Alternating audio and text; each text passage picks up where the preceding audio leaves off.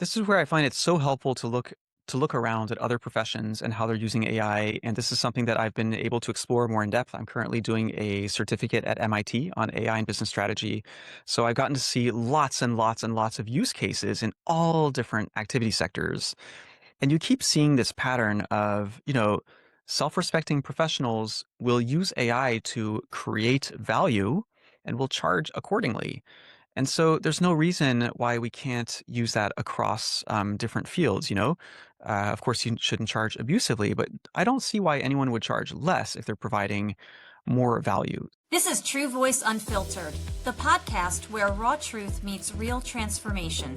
I'm your host, Daria Anne, ghostwriter, content strategist, and holistic health warrior. No, I'm not a doctor, nurse, nutritionist, or any kind of medical professional, and this show does not dispense medical advice. I'm just an informed patient sharing what I've learned on my own healing journey. I also interview accomplished authors, speakers, entrepreneurs, and functional medicine practitioners who are transforming lives. If you're ready to break free from the sick care system, reclaim your health, and transform your life, you're in the right place. Let's get unfiltered. Hi, everyone, and welcome to episode 46 of True Voice Unfiltered. I'm excited to bring back a fabulous guest, author Joachim Lepine. I'll call him Joe Lepine for this interview. He also goes by Joe, but he is the author of actually two books, AI Resilient, which we talked about in episode 34. Fabulous book. Highly recommended. It's on Amazon in Kindle and paperback, and you'll see multiple 5-star reviews for that book. But Joe is also the author of a new book called YouGPT Before ChatGPT. And I have to tell you, I wish that I had thought of that title myself. But Joe and I mean, we are so much aligned when it comes to our thoughts about AI and how it does not replace humans and that humans need to learn how to use it wisely to support what they're doing. But we should always be in control of technology, not the other way around. And so today we're going to delve into Joe's latest book, YouGPT Before ChatGPT, which really expands upon everything he shared in the first book, and even takes it a step further with different frameworks that we're going to talk about, and just examples of why, AI, its good uses and its limitations, and why we should not fear it, how it actually makes us more valuable as creators, as knowledge-based professionals, whether we're translators, graphic designers, writers, ghostwriters, whatever it is. So I think you're really going to enjoy this interview today. And for those of you who don't know Joe's inspiring story, I want to share it here. This is his True Voice story. So Joe says he was super shy growing up. After a miserable first career as a music teacher, I went back to school to become a translator. When my mother-in-law asked me how much I made, I blushed and felt so embarrassed. Can you imagine your mother-in-law? Wow. Quite a moment there. Joe says, I resolved then and there to make a 6-figure income so I could offer my wife and future family a better life.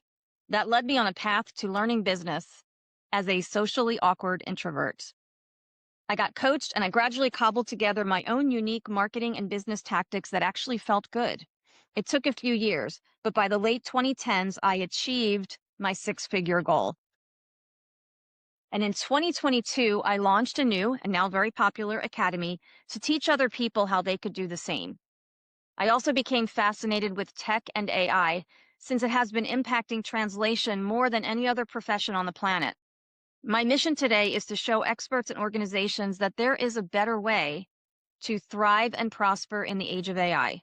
Trust-based, human-first marketing and workflows. And we're going to talk about some of those today. It turns out my mess is my message. My unique background has put me in a perfect position to help people and organizations navigate the AI shift with confidence and integrity. It's also about learning to trust yourself first and then extending that trust to others. This also ties in with my AI frameworks. What I teach is prompting YouGPT before ChatGPT. When we do so, we come up with much better ideas, become true creators and innovators, and end up using AI much more effectively as an amplifier instead of a replacement for our critical thinking and ingenuity. All right, and just to give you sort of Joe's formal bio, He's the author of the 5 times international #1 best-selling book, AI Resilient, as I said, and the multiple best-selling book, YouGPT before ChatGPT. We're going to talk about that. Joe recently released the book and it went to bestseller in multiple categories. Not surprising, because his books are just brimming with useful information, whether you're a writer, translator, graphic designer, architect, dentist. I can't recommend his books enough. But he helps experts and organizations worldwide to apply human-first marketing and workflows to thrive in the AI era. He is currently completing ExEd studies in AI and business strategy at the Massachusetts Institute of Technology. Joe taught university courses in translation for 15 years before founding Lion Translation Academy together with the celebrated literary translator Ann Marie Boulanger in 2022. He has trained and consulted for NATO, PwC, the European Commission, the UN, Ernst&Young, and dozens of other top organizations worldwide. Joe holds a bachelor's in fine arts from Concordia University, a bachelor's in translation from the University of Sherbrooke, and a master's in education from Plymouth State University. Today, he translates the complexities of AI into simple frameworks that business leaders can apply to keep their edge while putting people first. And it's those frameworks that we're going to discuss in this interview today. So please help me welcome Joe Lepine to True Voice Unfiltered. Joe Lepine, welcome to True Voice Unfiltered. I'm so happy to have you here today. Hey, Daria, thank you so much for having me back on. I'm so thrilled. It's always so fun speaking with you. You always have so many insights. I'm super excited. Well, thank you. And I'm thrilled, Joe, because the last time you were here, you talked about your forthcoming book, which is now a best-selling book, YouGPT, before ChatGPT, How to Implement Human-Centered AI That Improves Decision-Making, Uncovers Hidden Opportunities, and Scales Revenue. And I think I told you this before, but that's a great title. The YouGPT Thank before you. ChatGPT is awesome. So I want to start because I loved how you opened the first chapter. And it was news to me, actually. You talked about a phenomenon called the velvet sundown. Can you tell the audience a little bit about that? Because that was fascinating to me, that whole story. Absolutely. So, Velvet Sundown is a fictitious music group, but no one knew that this band didn't exist because when they came out, I think it was in 2023. They got really popular and they worked up to over 1 million subscribers to their playlists on Spotify. So it was really popular, 70s style music, laid back. There's some overtones of various like folk bands in there. And at some point, there were a lot of critiques too, of people saying like, this is weird music or how come I never heard of this before? But then the shoe dropped when one of the covers had like a microphone, like an old style cable microphone, but the cable just disappeared off into the ether. And people started getting wise to this and saying, hey, is this a real band or not? And like the guitarist's fingers were like melted in with the strings. It was super weird. So the kinds of Yeah. images that AI makes, right? And then the creator came out and said a little while later, yeah, I created it as sort of a thought experiment to see if I created an AI band, what people would think of it and what kind of societal debate this would spark. And so it's raising all kinds of interesting questions about copyright, about what it means to create, about the value of the things that we create as humans. So I thought it was a fascinating place to start in terms of talking about where we're at in today's work situations as well. Yeah, absolutely. And I think the whole debate with intellectual property and all of that is still ongoing. And there's an attorney I follow on LinkedIn. Can't think of his name right now, but he's always posting about this kind of stuff. And I think this is all evolving, right? So I think the Right. jury's still out on that. Yeah, absolutely. So with all things generative AI, they're able to get away with it, if you will, because of fair use. So fair use essentially is an internationally recognized principle that is you can't reproduce other people's content exactly as is. However, just like an author writing a book, you're inevitably going to draw on sources and get inspired. And as long as you're creating your own thing, and there's some parameters, like some clauses say it's like 7 words, 7 verbatim words plus becomes intellectual property, right? But there are all different provisions that also cover music and other things. And basically, the current standing of this is that if you are recreating your own new content, but you're getting inspired, then it's technically, it's hard to legally attack that because it's been protected for decades. So that's how the AI companies currently are getting away with it. The interesting Okay. thing with Velvet Sundown, I mean, I'm no expert on copyright law, but you'd have to wonder where this music came from and whether that music was in the public domain. Because if not, normally, to be able to train on that, just like with books, companies aren't supposed to do that. It's usually pretty clear that they're not allowed to train on copyrighted materials that are purchase only. So it's a wild west. It is evolving. You're right. There have been lawsuits. Some of them, well, most of them not very successful to date because of the bulletproof nature of fair use. But it is ongoing, and I think over time we'll find some more nuance as this situation progresses. Yeah, it's funny. I just finished ghostwriting a book for an attorney, and we did a section as part of his chapter about copyright disclaimers because he's a business attorney, and the book is about protecting your business from all these things. And it was very interesting. And he brought up the fair use. And I thought, oh, now I understand why some of the YouTube creators, they're able to take clips of movies or clips of other people and use Right. them because it ties in with the fair use. But yeah, that's a whole interesting debate. So it should be interesting how that all unfolds because like it's still very much the wild west. But you make an excellent point in the book, Joe, is that when everyone has access to the same AI apps, it stops being a differentiating factor. So can you relate this a little bit to the business world and in the work that you do? Yeah, absolutely. I mean, we could take the example of communications. Everyone can go to ChatGPT and have it write your next LinkedIn post, right? And we are seeing a lot of people using AI, not just directly from LLMs, but they're going to third-party apps that are specializing in business writing and things like that. But it creates the situation where, I don't know about you, but I can tell when I'm reading AI. Like it's immediately apparent. And there are different prompts that different creators have created to trick the AI into sounding more human-like. But you know what? At the end of the day, I can always tell because there are certain things that the AI will slip up on. Like it will repeat the same information across paragraphs with no new meaning. There's certain structures like it's not this, it's that. There's parallelism Like that in one. series of threes. Yes, yes. But yeah, so I think as word people, we pick up on that. I think other people too generally can feel it when something has been AI generated or when the framework is like a little too good or a little bit too formulaic. Whereas, good creators I know create their own content. And because of that, they really continue to resonate with their followers. And I find that me too. Like if someone tells me in their post, I create my own content. I don't use AI to draft this. This is from my own heart and soul, as imperfect as it may be. It makes me want to read their content more because it's like, okay, here's something new. Here's someone who's in the trenches with me. Here's someone who's experiencing something and talking about it in a way that is intelligible to me, that speaks to my heart as well as my mind.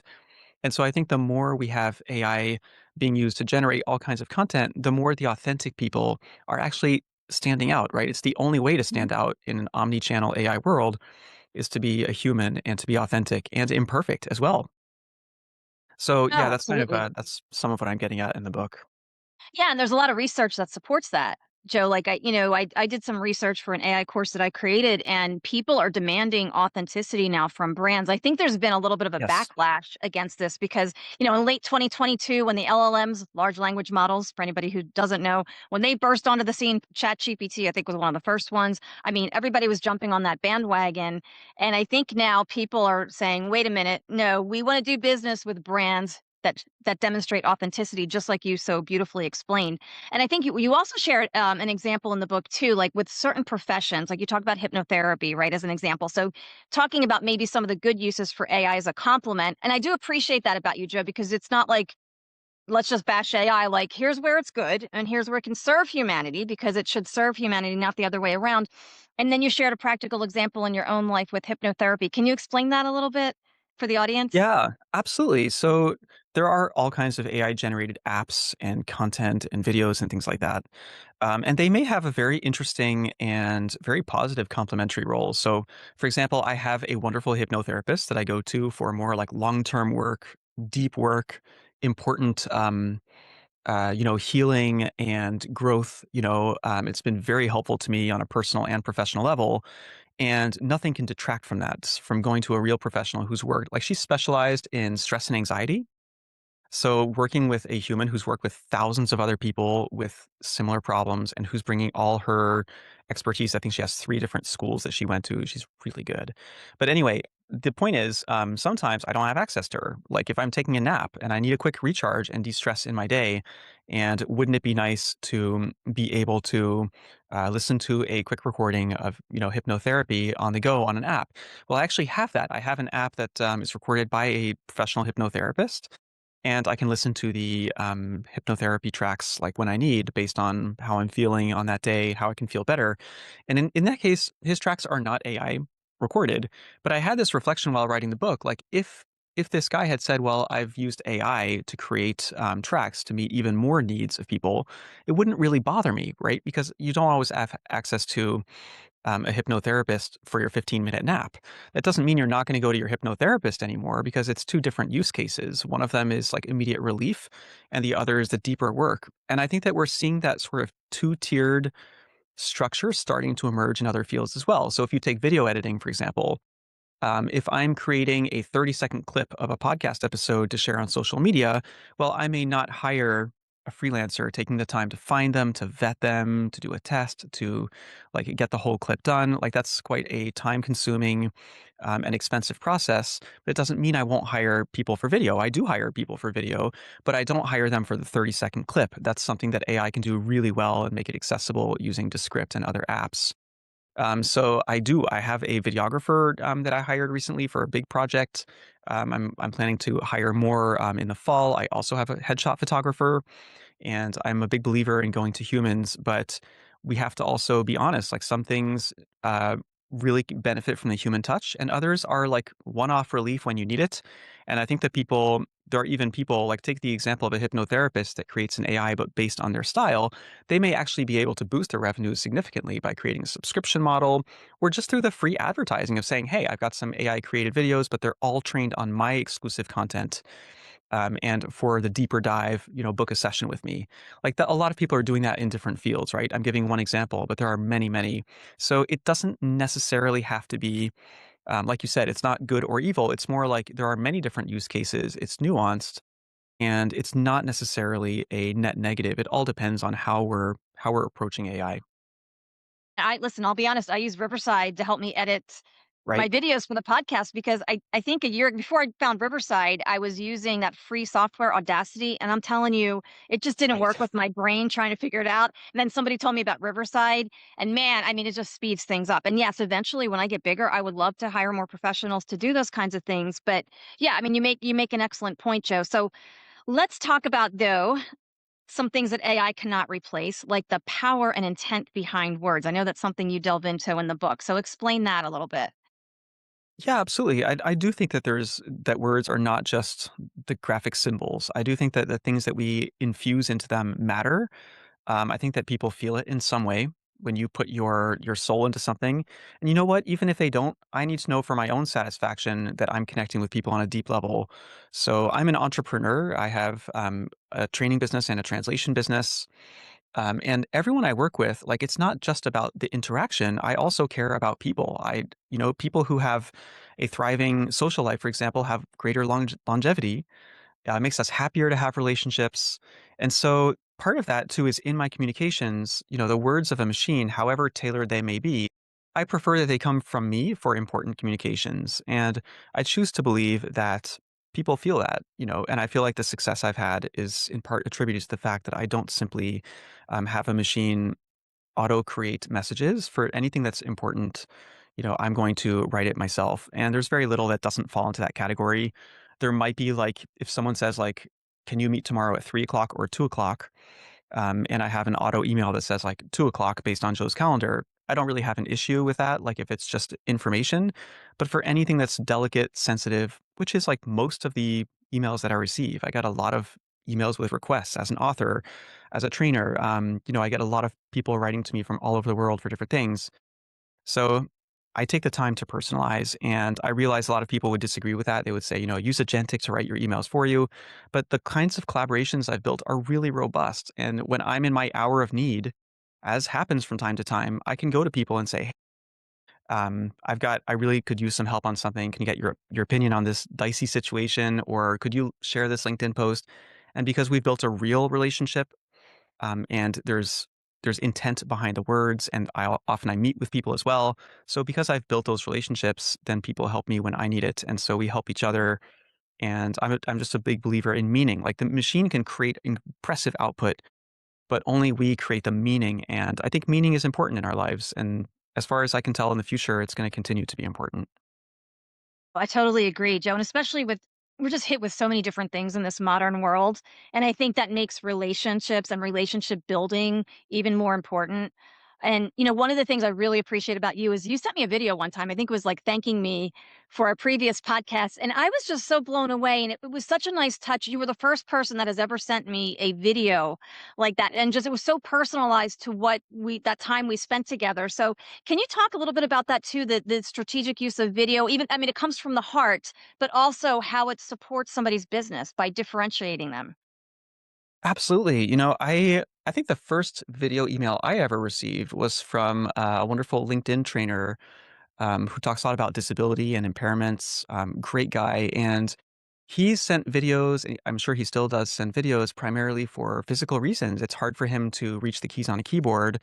And so he sends videos. And when I received his videos, like they just went straight to the heart. I love the fact that I could hear him talk and give me his thoughts.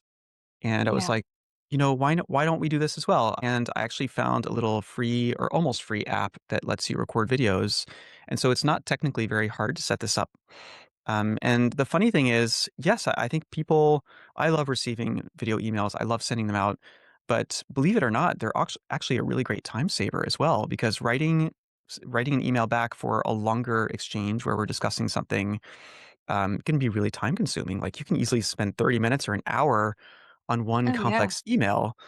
And when, I don't read the email first. If I like, what I'll do is if I open an email and I see that it's more delicate, it's more sensitive, it requires some thought, I just click the record button and I go, hey, thanks for your email. I'm just going to answer live here. So I don't think about what I'm going to say beforehand. I'm very intuitive. And Yeah. again, there's a lot of heart activity going on. So I'm literally reading it to them and saying, okay, you're asking me this. Let me think a second. Okay, here's probably what I would do. And then I'll tell my coaching client how I might approach a client of theirs or something. And so for me, it's literally see that there's a sensitive or important email, click record and send it off. And I don't watch it after I've sent it. I just send it immediately. So for me, the time savings are huge in my day. But paradoxically, the recipient often feels like I've spent more time and devoted Mm. more time just because I've chosen a channel that I think is a little bit more personalized. So I think Yeah. it's just one illustration, but these little ways that we can humanize our business are really, really powerful today. Yes. And I do that kind of with Loom. Especially when I'm working with a ghostwriting client and let's say I'm sending them a chapter, I like Right. to do a Loom video and I'll put the camera on so they can see me and I want to explain before they review something. Hey, here's why I did this. Here's where I need your input here. And it adds a personal touch and it also is more productive, I think, because the person, emails, people don't read them fully or maybe, Right. it takes forever to make all your points. Whereas with a video, you can really explain to the person, what you did and why and ask them for their feedback and point out certain things. So I love that. Um, Hmm. so in your book, Joe, you say we as humans are the pilots in the cockpit when it comes to AI. So can you expand on that a little bit?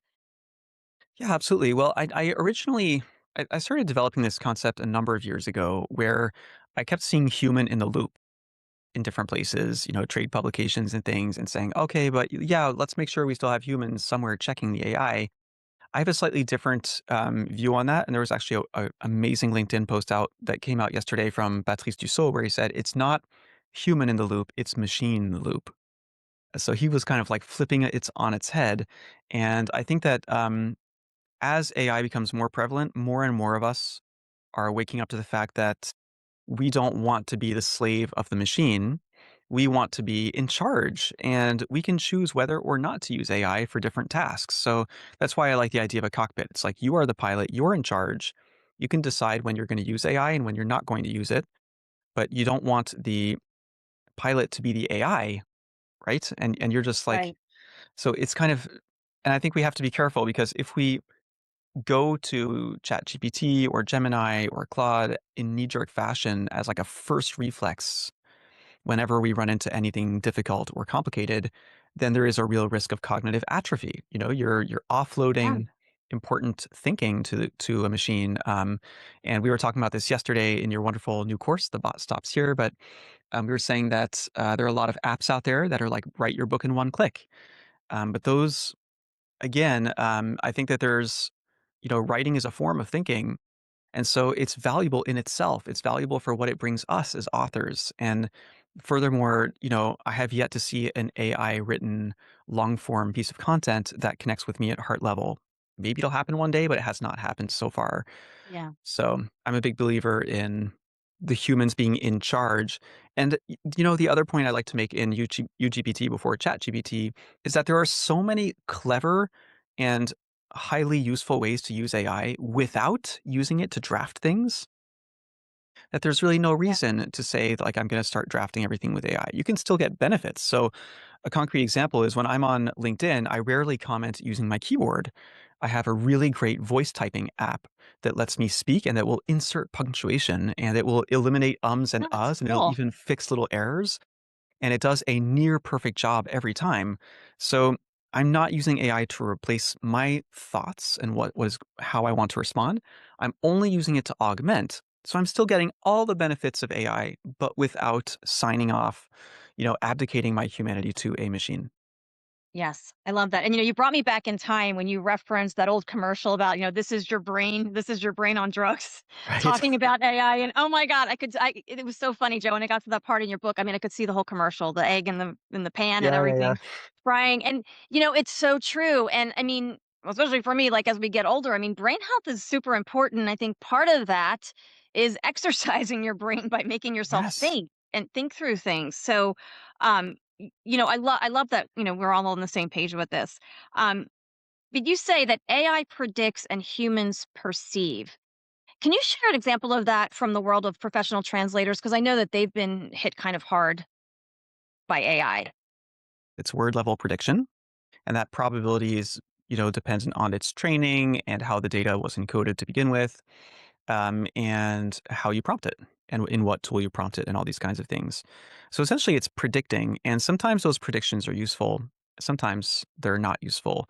But the thing is that AI is great at giving you a range of possibilities. And I'm not against it in this form. I find it really useful. And one of the things that I'll do with a lot of my AI training clients is that we'll go to AI for a range. So we'll say, hey, give me 5 ways that I could say this. Give me 5 potential meanings of this word in context, based on references you find, to see what the client maybe was getting at in this sentence, because I'm stumped. So there are really brilliant ways you can leverage prediction to your advantage. But the key thing is, as good as AI gets at giving you a range of possibilities, you still need a perceptive human being to select from among those possibilities the one that will jibe with your client, that will get the job done, that will land the sale, that will get shareholder buy-in, that will build real trust with people who land on a website. So the AI is great at giving you a range of possibilities, but the perception really comes from a human, and humans have a lot of data points that AI don't. Humans have met people. Humans have seen things fail. Humans Yeah. have learned about, like with one translation training client I had, a coaching client, like a patient died because a document was not translated by a human and there was a mistake and a patient died. And that's a Oh really, my really God. big deal. So AI can give you like what's the likely next word in a string, but a human can evaluate the risks, can perceive what someone was trying to say, even if they made a mistake. There's a lot of that happens in the translation world.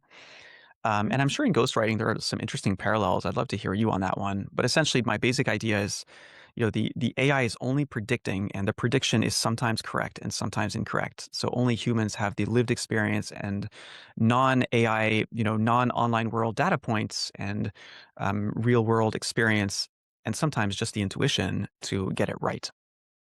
Yeah, well, it's even thinking back to, like, I studied French and Latin in high school and French and Italian in Oh, cool. college, and it was never even an exact translation, like, even saying things like, "My name is," and in French, it's what I call myself, right? Je m'appelle instead of, what I Right. mean? So there's all these nuances in language, so I can't imagine that AI has the ability to pick up on all of that. You really need a human brain. I mean, I could even just think of that as a simple example of why you wouldn't wanna trust it entirely to AI. And my goodness, somebody and patient actually died. I mean, that's basically the worst case outcome. Yeah. That's that's terrible. So I love to Joe in the book because you're a business coach. So I pick up these little nuggets throughout your book, but one of them is you talk about empathy as not being a nice to have quality, but something that's really integral to the success of your business and just to being a human being in general. Can you expand on that a little bit? Why empathy is so important? Absolutely. Well, I think all of us well, first of all, we had a global pandemic that has, made us more isolated than ever, and Yeah. sometimes we need to brush up a bit on our social skills, and there's a real risk that as we spend more time in front of screens, since we're more isolated, lots and lots of people today are isolated, lots of people are hurting, and I think that empathy is an important thing that in many respects will save us. We need that empathy to survive and continue to thrive as a species, that empathy for each other. And even in the workplace, being able to put yourself in someone else's shoes can help you to make good judgment calls. So, for example, compassionate pricing. You may have a different price tier for a nonprofit, for example, and you Right. care about their mission, but there are all kinds of ways that you can still get equivalent value out of the relationship. So this is where it's really interesting to study that intersection because empathy, yes, it's a vital quality to succeed, but there are many down to earth ways that you can have an empathetic business and still have a very successful business. So, especially again going forward into an era where we're going to see more and more agents and chatbots integrated into Yeah. all kinds of environments, that is coming. It never feels quite the same, does it, compared to talking to a professional who listens, who reflects back to you what you said, and who pulls out all the stops and has that heartfelt connection. So, and even like if you take it down to a very, very nitty gritty level, for a translator, again, for them to pick up on a mistake, like let's say the client said the opposite of what they meant to say, which happens all the time. It's very human. Well, a human is able to put themselves in the shoes of the writer, right? And get, oh, okay, yeah, clearly they said the opposite because there's no way they were trying to say that. That would be like Yeah. going against their whole argument. But the AI will not detect that. The AI will take it as, like, it will take it as truth, right? And so that empathy is important for us to work together, but it's also important to do a good job for our clients in different sectors. And I'm sure as a ghostwriter, that empathy is a huge part of what you do. Oh, yeah, absolutely. Because you really do have to understand the other person. You have to be interested in the other person, be able to Right. write in their voice. And I do record the calls, and AI is useful for like organizing information, but I still listen to the playback and write in their voice. But you absolutely have to have that empathy in the other person. Or it just doesn't work. I mean, the writing just doesn't work. You're not going to be able to do it. Right. And so, yeah, I'm so glad that you mentioned that as part of your, in the book, because I just think it's so important. And we are people, I think I read actually when I ghost wrote somebody else's book last year, I had to do some research about COVID and it was terrible. Like people are ruder since then. I mean, there were all these terrible Hmm. statistics and it just Yeah. backs up what you say. And I'm always so happy. Like I live in a neighborhood and there's a lot of kids here and I always see kids outside riding their bikes and it makes me so happy that at least for part of the day, they're outside in the fresh air, getting exercise, doing the things that kids Hmm. should be doing and hopefully their Yes. parents are, limiting their screen time because it's crazy. Like the modern world, there's a lot of landmines in this modern world. Um, but getting back to just a business, a lot of people assume, I think, and you mentioned this in your first book too, that what they do is less valuable if they use AI, and you have the opposite outlook on that. So can you explain how AI makes you more valuable as a provider? I think you mentioned an architect and a dentist in the book and some Yeah, other absolutely. examples. Well, Yeah. this is where I find it so helpful to look around at other professions and how they're using AI. And this is something that I've been able to explore more in depth. I'm currently doing a certificate at MIT on AI and business strategy. So I've gotten to see lots and lots and lots of use cases in all different activity sectors. And you keep seeing this pattern of, self-respecting professionals will use AI to create value and will charge accordingly. And so there's no reason why we can't use that across different fields. Of course, you shouldn't charge abusively, but I don't see why anyone would charge less if they're providing more value. So, for example, if a translator is using AI in the drafting process for, I don't know, drafting a policy or a report, and the client, as a result, gets the same quality as they would have gotten from a human only translation, but they get it a day faster, the question I ask is that worth more to the client, getting it faster, or is it worth less? It's worth more, right? And don't forget that the Absolutely. professional Yeah. had to invest in their tools. They had to invest in state of the art encryption and a VPN to keep the client's data safe. They have to either update their LLM and make sure that they are keeping their language and their files current, or that they're using a state of the art third party tool. But all those things are paid and require training to know how to use them like a real professional and not an amateur. We're not talking about dumping things into ChatGPT. We're talking about, translator facing tools that will give you a whole different level of product, like a much better translation. So I don't really see why anyone would lower their rates, but I think that it's a self-imposed problem where some people would say, "Oh, I'm using AI. I guess I should charge less." And I've literally had people call me and say, "Hey, Joe, I know you do a lot of consulting and business stuff. I just have a quick question. How much less should I charge now that I'm using AI?" I actually got a Oh, lot of wow. phone calls to that effect. Not so much recently, but more like around the beginning of the pandemic, as a lot of translators were jumping onto the use of AI somewhere in their workflow. And they're like, "I got the tool. I'm using it now. I'm saving time for my client. How much less should I charge?" And of course, at first I was stunned when I heard this. I'm like, do you think the radiologist is charging less if they're investing in a new AI powered radiology tool, or a dentist, or an architect, or a lawyer, or any other knowledge professional? I can't think of one. And I have yet to see one where they're not charging at least as much, if not more, for all the benefits that they're conferring to the client. There is a big caveat, though. The client has to know that they're getting more value because they don't always understand it intuitively. So you need to tell them that they're getting more value, and that's where I think it can be helpful to have a consultant or a coach who's done this with a lot of people and can say, "Hey, this is where I see that your website copy needs to be reworked. This is what you need to make sure that you're talking about in your discovery calls with your clients." I still have several coaches I go to for different things that keep me learning and improving all the time. And I'm a big believer in coaching because it really worked for me. Yeah, that's wonderful. So you guide people through all of this with the AI Exactly. and Yeah. really understanding. And you made such a great point earlier about just the investment in the tools because really you have to use the paid AI tools if you want them to do anything Right. worthwhile, really. In my case, like I paid for Claude because it was highly recommended. And so and then also develop the skill set, whether it's prompting or just using your brain to figure out how to get the best outputs from AI. So that is your time and that's valuable. And then you're providing that, passing that on to your client. So I love that. Exactly. And I love that you help people recognize that. I think, especially writers and probably translators, I think maybe we tend to undervalue our services. I don't know. I feel Hmm. like those are professions where people, even before AI, were probably not seeing the full value of what they do.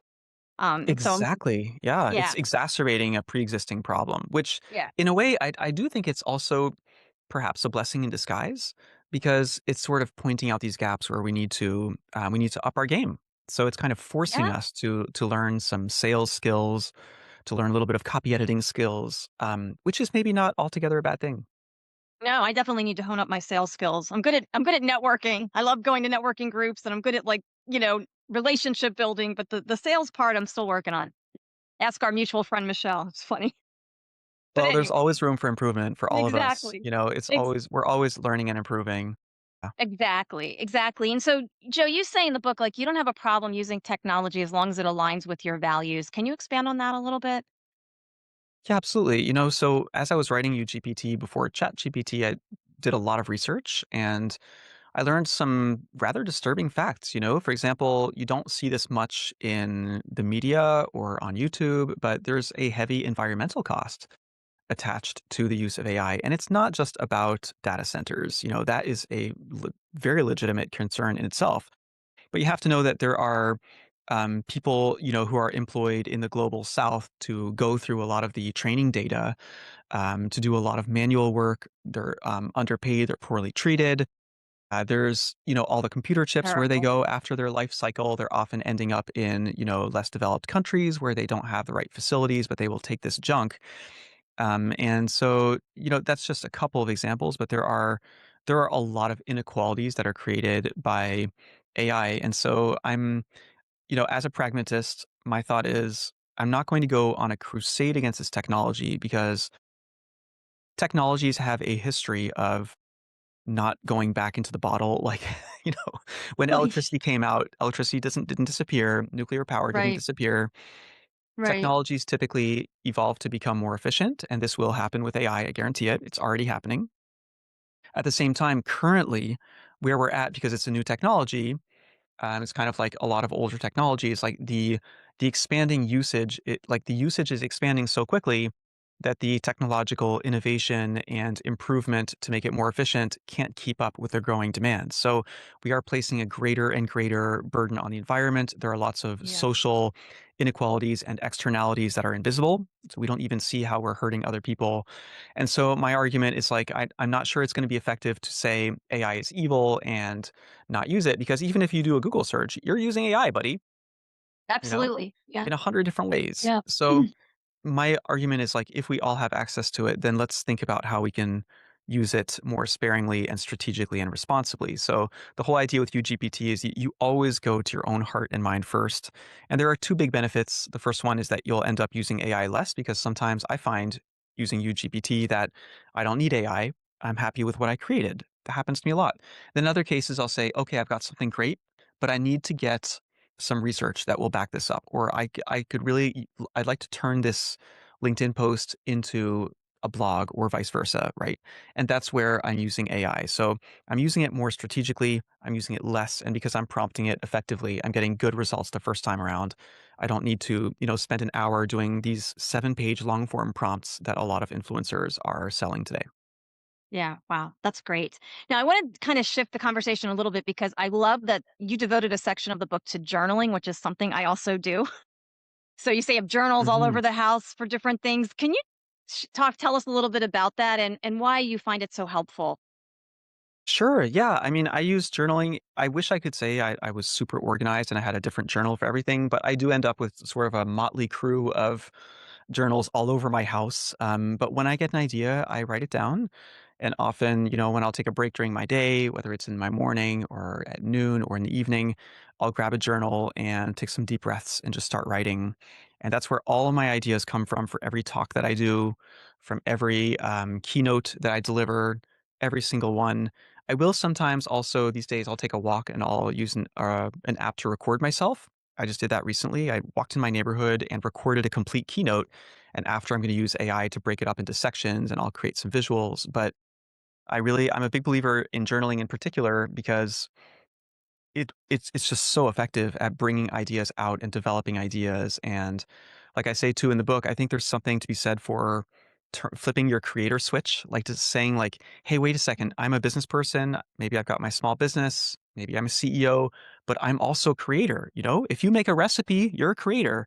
If you do a podcast, you're a creator. If Yes. you write an email, you're creating. So Yeah. I find journaling is a really wonderful low step way to start tapping into that creative power and to realize that you can write, you can create. I've now written books, and if I wrote books, other people can write books. I mean, it's demanding, but at the Mhm. same time, it's doable. You just have to learn to embrace that creator self and believe in yourself that you can create, you can write, you can put new things out into the world. You can give birth to these things. And for me, journaling is sort of the easiest way. I also am a big believer in crappy journals. What I mean by that is that I've been tempted to buy really fancy, expensive ones, Yeah. but I actually find I consistently come up with my best ideas on like the Walmart $1.50, 100 Uh-huh. page ones, because I feel like I can write anything in there and I don't care and no one cares and Yeah. I didn't pay money for this. It's just like I'm jotting this down. And because of the pressure is like lifted, I come up with my best ideas in those like very inexpensive little composition journals because I feel like it's throwawayable. And so it takes out the self-judgment, takes out the guilt, and the pressure. And so, yeah, I do it when I feel inspired. I'll just sit down, I'll take some moments, take some deep breaths, and I'll start jotting down the ideas that bubble up. And that's always where my I best love ideas it. come from.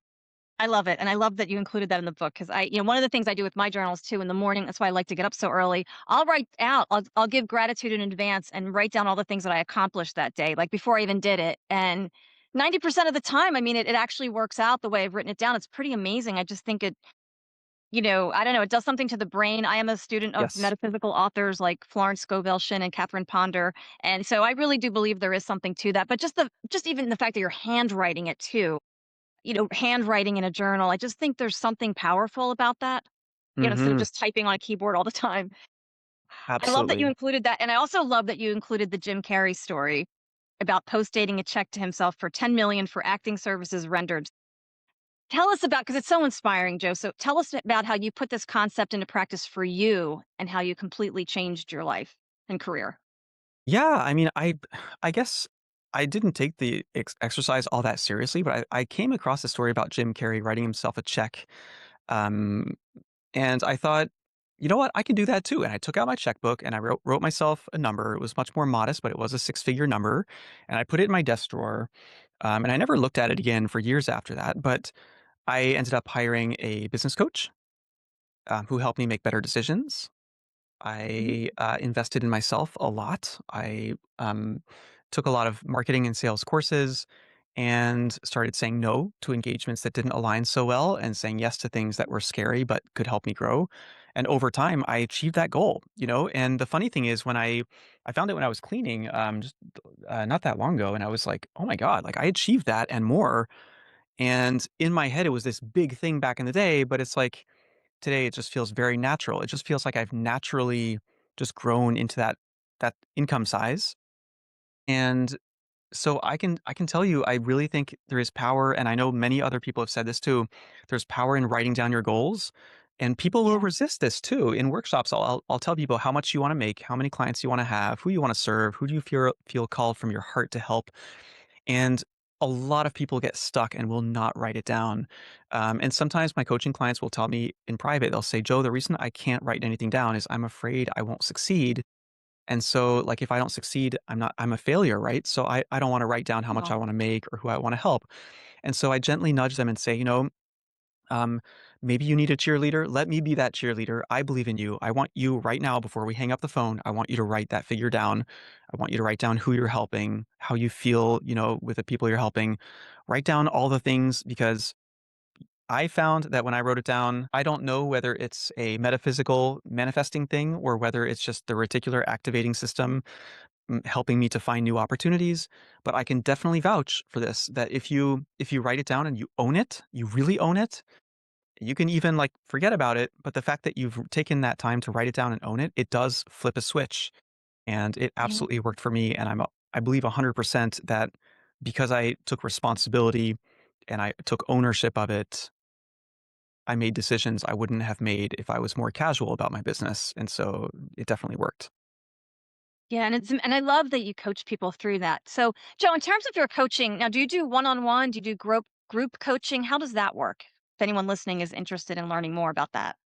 Yeah, right now I'm offering one-on-one. I only take a small number of clients, people who are serious about growing their business, and who connect with the kinds of things that I teach, the people first approach.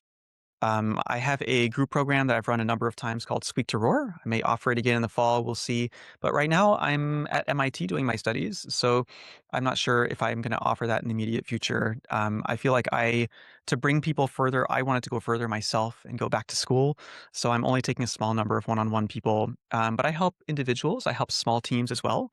I've coached a number of small teams to grow their revenue, and they're super happy after, because like not only are they hitting their revenue targets, but they're picking up the phone, talking to their clients, going to their clients' events, and connecting more meaningfully. And it's like suddenly they have almost like a new business where it's a person-centered business.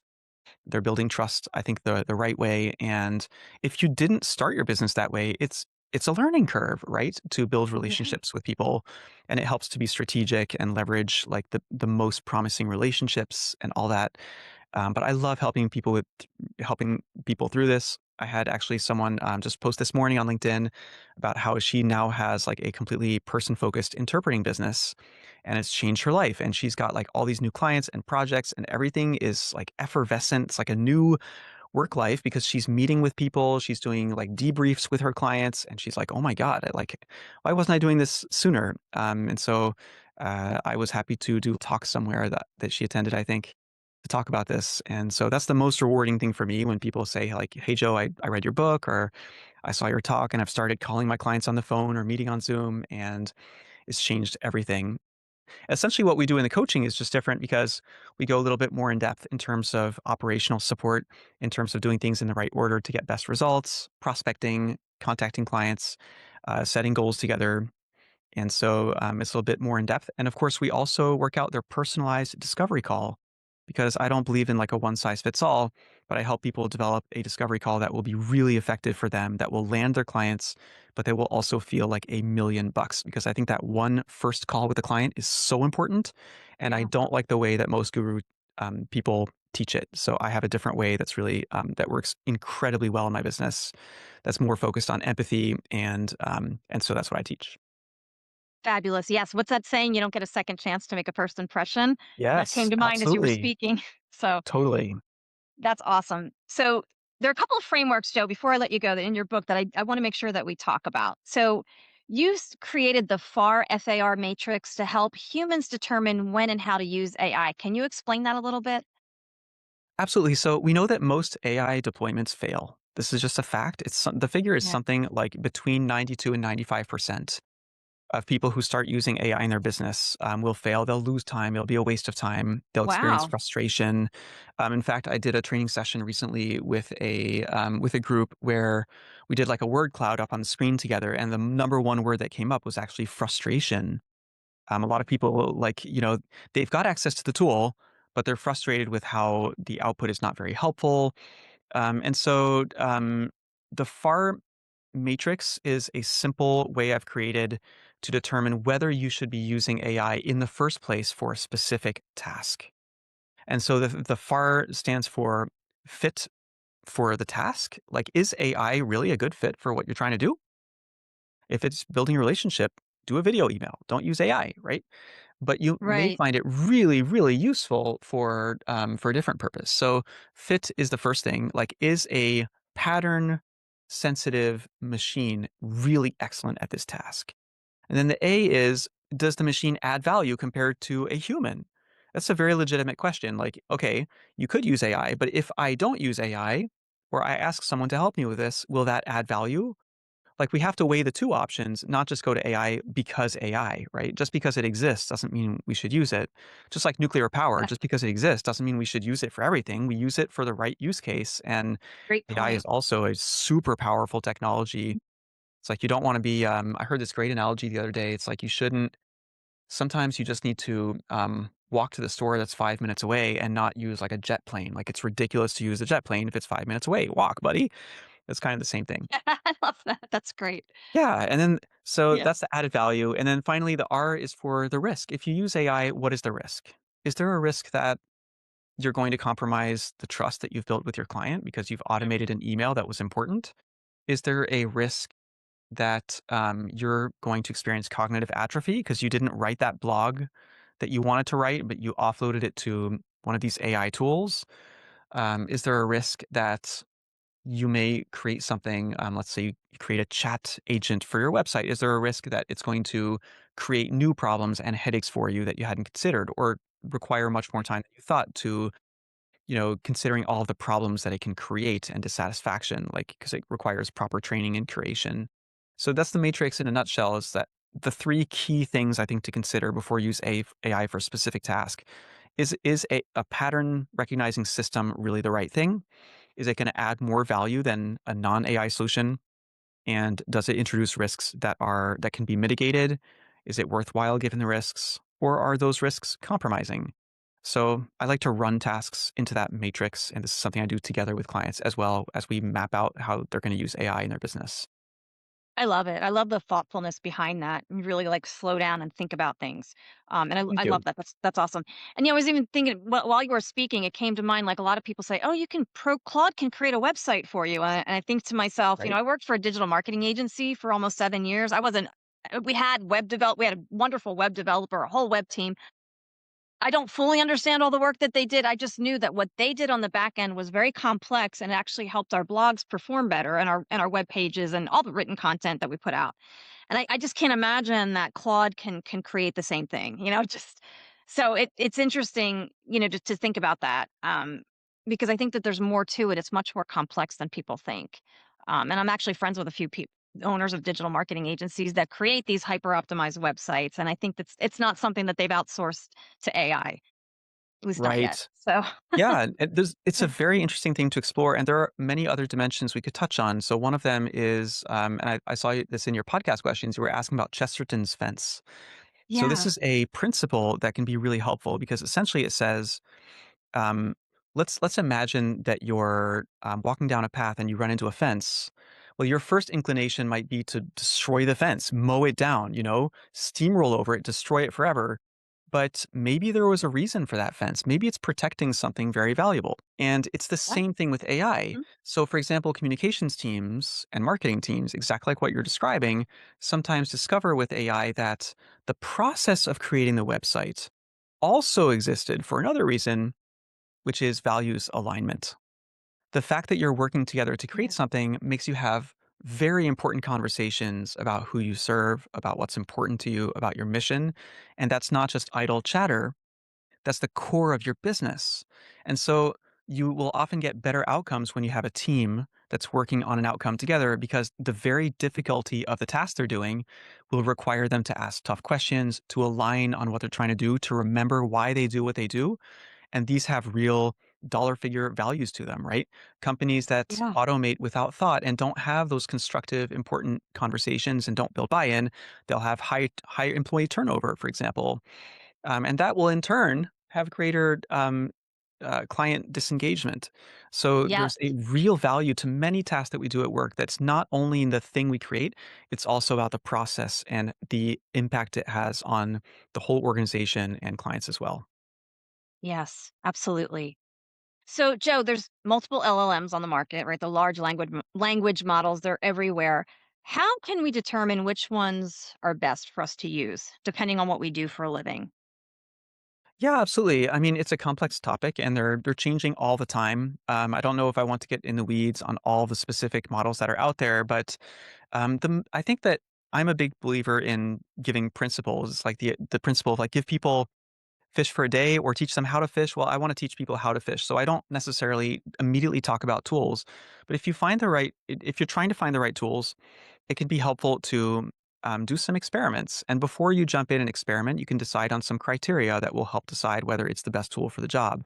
So here, this is the YouGPT approach in action, right? And this is very much what MIT teaches as well, is you take the time to establish key performance indicators or benchmarks, might be a better word here, but you're going to determine ways like metrics so that you can decide whether it's useful for what you do.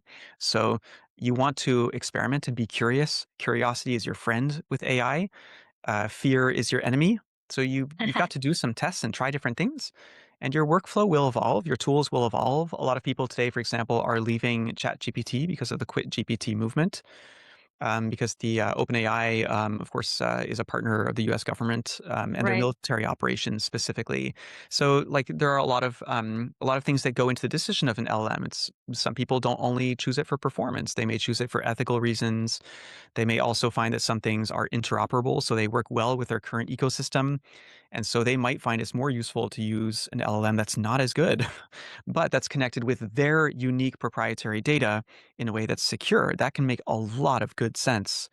So it's a complex question, and that's why one thing that I offer, based on my studies in AI and business strategy, is a roadmap. So I will assess a business, and I will look at what their different operations are, what tools would be most useful, which ones are compliant, which ones are going to be overall the best solution. So this is something that you may want to call on an expert who can give you sort of an in-depth read and a roadmap, so you can make sure that you aren't one of that 95% that are disappointed with their new large language model, as shiny as it may be.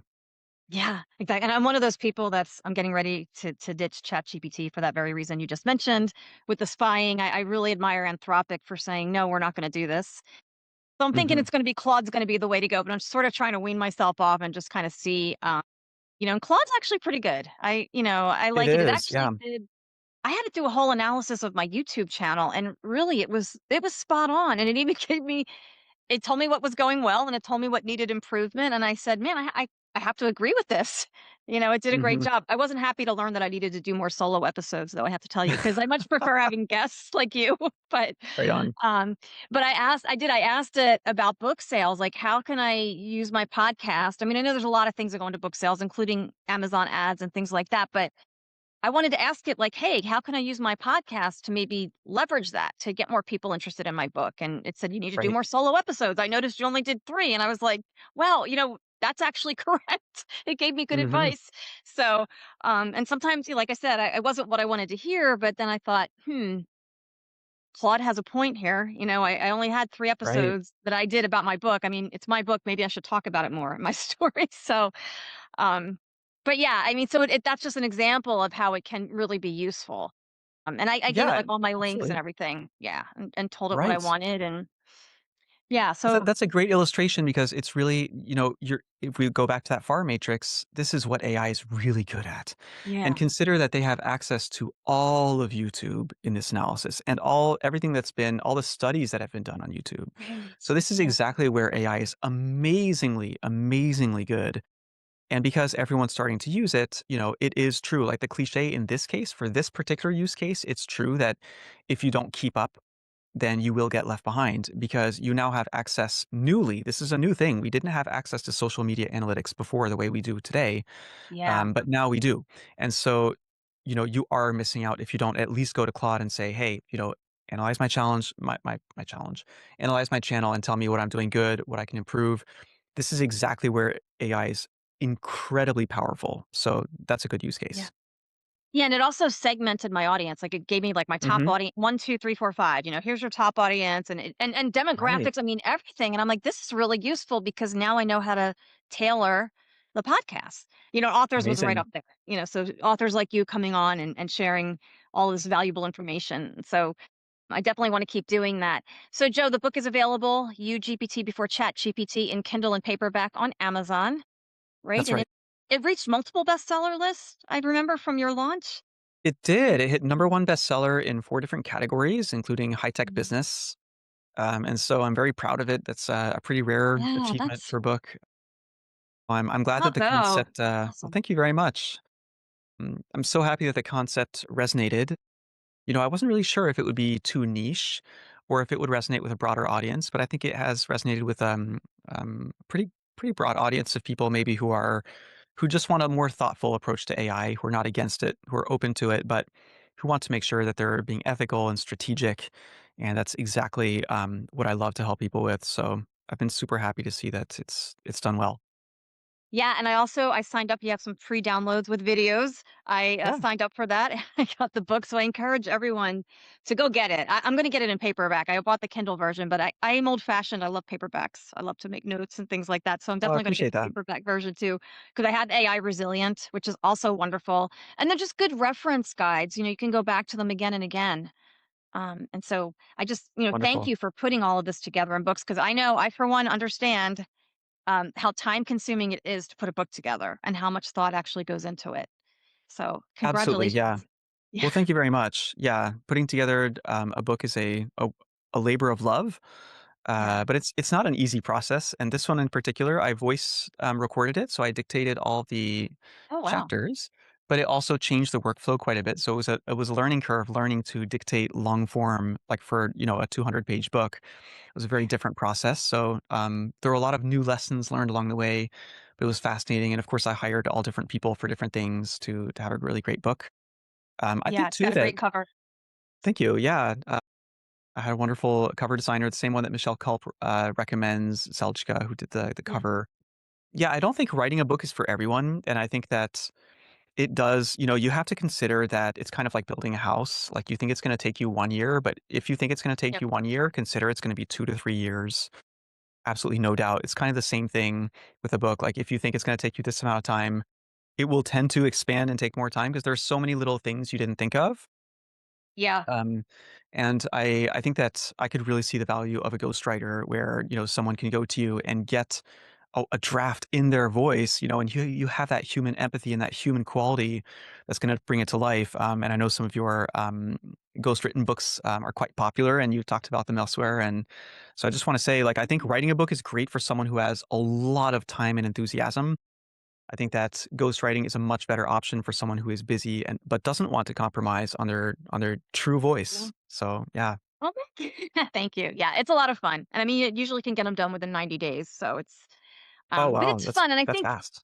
I think you as a ghostwriter can be the objective. Sometimes you need like an objective, and even in your coaching, I'm sure people need an objective, well informed because you've been there, done that. You have the education, you have the experience, but you need that Right. objective voice to say, "Hey, have you thought about doing it this way? I recommend this or that." And I think it's similar to ghostwriting because people can have all this knowledge and experience. Maybe they run a great functional medicine practice, or they're an attorney and they have a great practice, but no, it's hard to.